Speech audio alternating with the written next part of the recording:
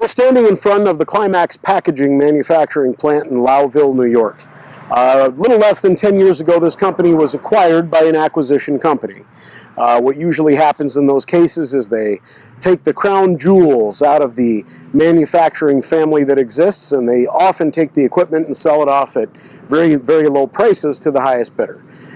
What unfortunately happens as well during that process is that employees lose their jobs. 157 employees lost their jobs here just this past year. And those were good union jobs in a place where we have too few of them in CD21. Free trade started with the Clintons, NAFTA and GATT, which was a Republican program that was set to allow large manufacturers, national and international as well, to employ people all around the world in third world countries, or even just in right-to-work states in places like Florida or Alabama, where there are no real labor standards, almost third world conditions to some degree, which makes it a horrible travesty whenever a company like this goes out of business.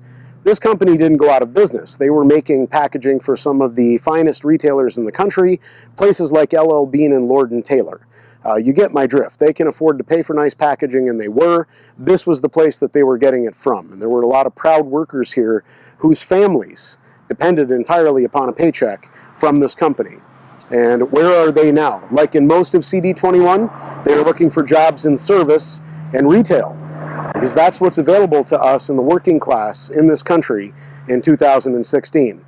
I'm not satisfied with that. There are other answers, and we can follow the patterns that other countries have done. Italy is a great example. They have something called the Marcora law that I was made aware of. And if you look at the Marcora law, it's quite obvious that up to 40 companies in Italy have successfully managed to make a transition from being privately owned to being owned by their employees. This is a huge deal. Why are we not doing this in the United States? The reason is lack of access to capital. Well, what the Marcora law allows Italian workers to do is pool together their unemployment benefits as capital, and they then can use that large pool of money to borrow more capital. To say that out of the 157 people in this plant, everyone was pushing a broom or fixing a machine is not correct at all. There were people who were in mid-management. There were people who totally understand how the whole plant is run. Their knowledge, that skill, that institutional level that a 100-year-old business has is totally gone. It's removed from the area. That's unfair, that's unjust, and it's anti-worker. It's what Democrats and Republicans deliver to us in the working class. We have to stop them. The only way you're going to do that in this CD and nationally is if we start to vote for third parties. And the Green Party is one of them. It's going to be the first major third party since Abraham Lincoln was elected as the first third-party president in 1860.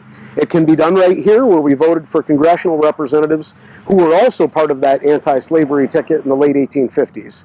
Please, in this election cycle, think carefully about what employment means to you. Think about what a good job is. Is it a low-paying job in the service industry or a union job at a place that's been around for 100 years?